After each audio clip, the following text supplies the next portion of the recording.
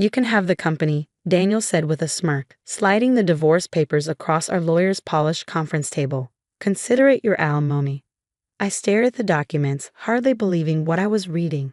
After 15 years of marriage, my soon-to-be ex-husband was giving me full ownership of Bennett Technologies, the software company he'd run into the ground over the past 3 years. The company's worthless, Sarah, he added, probably mistaking my silence for hesitation. But hey, if you want to play CEO instead of getting monthly payments, be my guest. Our lawyers exchanged glances. Mine, Patricia Chen, raised an eyebrow at me. She knew what Daniel didn't, that before becoming his wife, I'd earned my MBA from MIT and worked as a software development manager at Microsoft. Are you sure about this, Mr. Bennett? Patricia asked carefully. Once signed, these terms are binding. Daniel waved his hand dismissively. The company's losing money every month. Another year, it'll probably go bankrupt. He turned to me. But Sarah always thought she knew better than me outrunning it, so let her try. I had tried to advise him, had watched for 3 years as he ignored industry trends, alienated our best developers, and chased flashy projects that went nowhere. But Daniel had always dismissed my input. Just focus on being a good corporate wife, he'd say. Leave the business to those who understand it. Now he was trying to shortchange me in the divorce by giving me a failing company instead of proper alimony. Little did he know, he was giving me exactly what I wanted. I accept, I said, keeping my voice neutral. Daniel's lawyer started to speak, but Daniel cut him off. Let her have it, better than paying her for the next decade. We signed the papers. Just like that, I became the owner and CEO of Bennett Technologies, a company with 50 employees, dwindling contracts, and a rapidly depleting bank account. You'll regret this, Daniel said as he stood to leave. You have no idea how to run a tech company. I smiled, thinking of the business plan I'd been secretly developing for months. We'll see. The next morning, I walked into Bennett Technologies' offices for the first time as CEO. The place looked exactly as tired and demoralized as our financials suggested: scuffed furniture, outdated equipment, and employees who clearly didn't want to be there. All hands meeting in 15 minutes, I announced, heading to what was now my office. Daniel had left it a mess, like everything else. At 9 a.m. sharp, I stood before the entire staff in our main conference room. Some looked curious, others skeptical. Most had probably been expecting the company to fold after the divorce. As you know, I'm now the owner and CEO of Bennett Technologies, I began. What you don't know is that before marrying Daniel, I spent 8 years in software development and product management. That got their attention. Whispers rippled through the room. I know the past few years have been difficult. I've watched this company lose its way, chasing trends instead of building on our strengths. I pulled up my presentation. That changes today. Over the next hour, I outlined my vision for transforming Bennett Technologies. We would focus on enterprise software solutions, specifically the cybersecurity sector that Daniel had dismissed as boring. Our existing security products, though underdeveloped, had a solid foundation we could build on. Any questions? I asked after finishing my presentation. Marcus Chen, our lead developer, raised his hand. These changes, they're exactly what some of us have been suggesting for years. I know, I said. I read all the proposals Daniel rejected. Starting today, every idea will be evaluated on its merits, not on who suggests it. By lunchtime, the office felt different. There was energy, excitement even. People were actually talking about projects instead of just watching the clock. Mrs. Bennett, my assistant appeared at my door. The development team would like to show you something. First, I said, standing up, my name is Sarah Wilson now. I've gone back to my own name. She smiled. Ms. Wilson, then. They're waiting in the lab. The development lab was cramped but well organized. Marcus and his team had set up a demonstration of their latest security software patch. One Daniel had shelved 6 months ago. We kept working on it in our spare time, Marcus explained. We knew it had potential. I watched as they showed me the enhanced features, the elegant code architecture, the market-ready functionality. This was exactly the kind of foundation we needed. How long until we could launch? I asked. Marcus blinked. Launch, you mean? Yes. Make it our priority. How long? The team exchanged glances. 2 weeks for final testing, Marcus said. maybe 3 to polish the UI. You have 2 weeks, I said, and I'm doubling the development budget. That afternoon, I made 2 critical phone calls. The first was to Michael Zhang, my old colleague from Microsoft who now ran a venture capital firm. Sarah Wilson, he laughed. I heard you got Bennett Technologies in the divorce. Bold move. I need capital, I said. $5 million to fund expansion. The company has solid IP and an experienced development team. Daniel ran that company into the ground, Michael said cautiously. Why should I believe you can turn it around? Remember the enterprise security platform I designed at Microsoft? The one that generates $300 million in annual revenue? Of course, it's still one of our most profitable. Wait. He paused.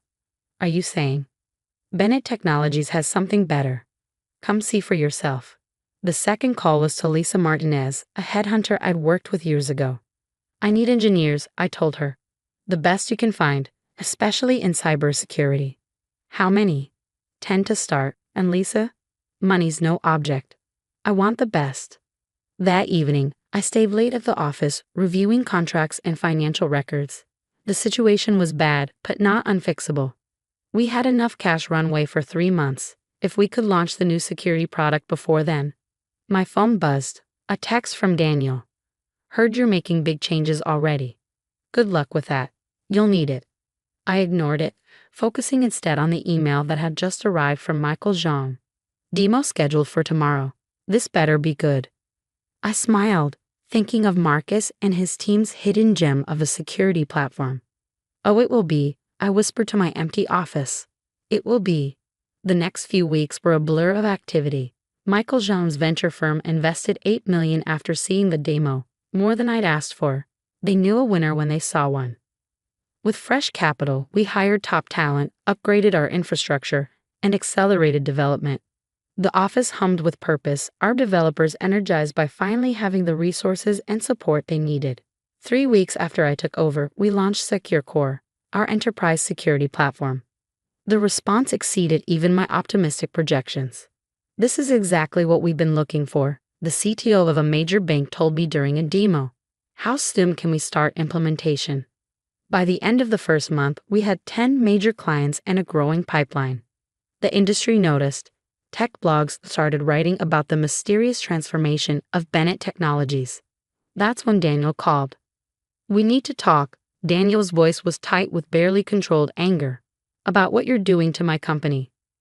My company, I corrected, watching the sunset from my new corner office. You signed it over, remember? I give you a failing business to avoid alimony. Not this.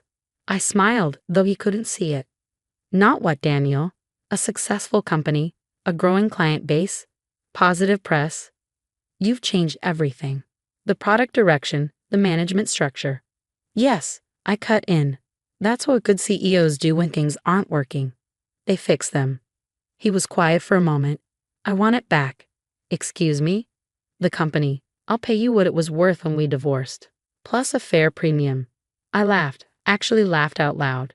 You mean you'll pay me the $2 million it was worth when you thought it was worthless?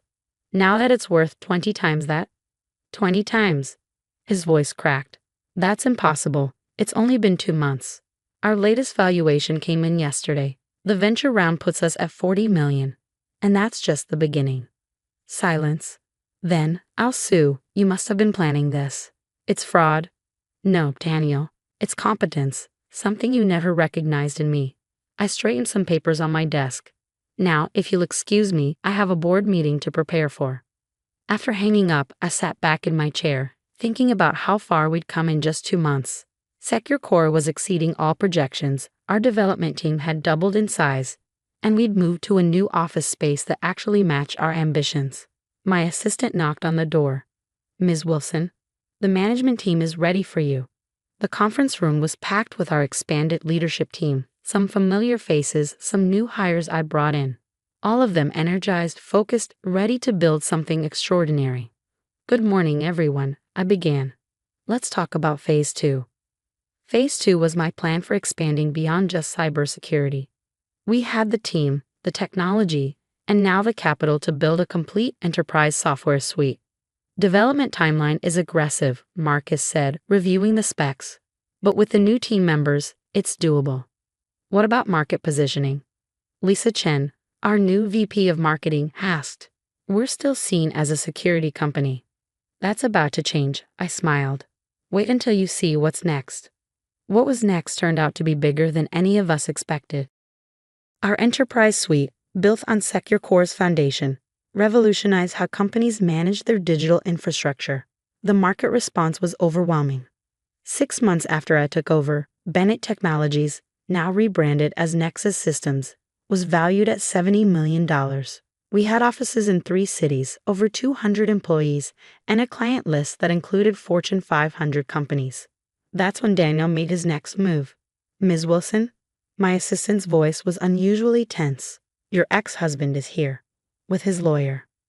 I looked up from my computer to see Daniel striding into my office, followed by a man in an expensive suit carrying a thick folder.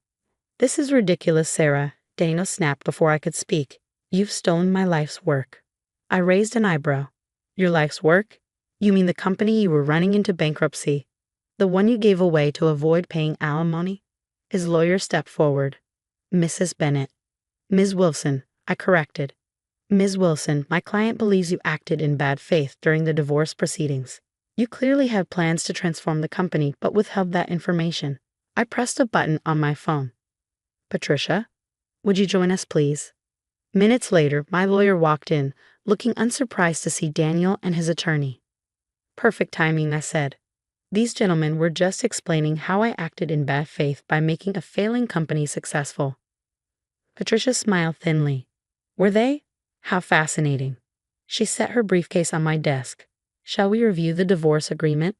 The one where Mr. Bennett insisted on giving away the company because, and I quote, it's worthless anyway? Daniel's face reddened. She knew it had potential. No, I cut in, standing up. I knew it had good people. I knew it had solid technology. What it didn't have was competent leadership. I met his eyes. Until now. We'll take this to court, his lawyer threatened. Please do, Patricia replied. I'd love to explain to a judge how Mr. Bennett tried to shortchange his wife in their divorce by giving her a supposedly worthless asset, only to cry foul when she turned it into a success. They left shortly after, Daniel's face dark with fury. Patricia stayed behind. He won't give up easily, she warned. I know. I walked to the window, looking out at the city skyline. But he has nothing. No legal grounds, no moral high ground, nothing. You've done something remarkable here, Sarah. I turned back to her. Want to know the funny part? I offered to help him with the company years ago. Had all these ideas for improving it, expanding it, but he wouldn't listen. His loss, Patricia said simply. Yes, I agreed. His loss. The next few months proved her right about Daniel not giving up. He tried everything. Legal threats, negative press, even attempting to poach our employees. None of it worked. Our team stayed loyal, our clients stayed committed, and our growth continued accelerating. Every attack Daniel made just proved how right I'd been to transform the company. 9 months after taking over, we launched our most ambitious product yet, an AI-powered enterprise management platform that integrated everything from security to workflow automation. The market went crazy. Nexus Systems revolutionizes enterprise software. The headlines read, Tech's newest unicorn emerges from unlikely origins. Our valuation hit $100 million exactly 1 year after Daniel had smirked across that conference table and given me his worthless company. I celebrated by taking the entire company to dinner. All 300 employees, from senior executives to junior developers. We rented out a beautiful venue overlooking the harbor, and I made sure everyone who had been there from the beginning got special recognition. A year ago, I told them, raising my glass, this company was dying. Not because it lacked talent or potential, but because it lacked vision. You all had that vision. You just needed someone to believe in it. Marcus stood up. No, we needed someone to believe in us. You didn't just save the company, Sarah. You showed us what we could really do. Later that evening, as people mingled and celebrated, I found a quiet moment to check my phone. There was a text from Daniel. Congratulations, I underestimated you. I didn't reply. Some acknowledgments come too late to matter. The next morning, I arrived at the office early as usual. The sunrise painted the sky in shades of possibility, just like it had that first morning when I'd walked in as CEO. My assistant handed me the morning's press clippings, more coverage of our success, our innovation, our future plans. One headline caught my eye: From Divorce Settlement to Tech Empire. The Sarah Wilson Story. I smiled, remembering Daniel's condescending comments about playing CEO. He'd never understood that I wasn't playing anything. I was finally doing what I'd been capable of all along. My phone buzzed. A message from our board chairman. Acquisition offer came in. Major tech firm. They're offering $300 million. I thought about it for a moment, then typed back, "Not interested. We're just getting started." Because that was the truth. This wasn't about proving Daniel wrong anymore. It wasn't about revenge or vindication. It was about building something meaningful, something that mattered. Looking out at the growing office, at the teams gathering for their morning meetings, at the energy and purpose that filled every corner, I knew I'd done more than just turn around a failing company. I created a future, not just for myself, but for everyone who had believed in the vision when it mattered most. And that was worth more than any acquisition offer.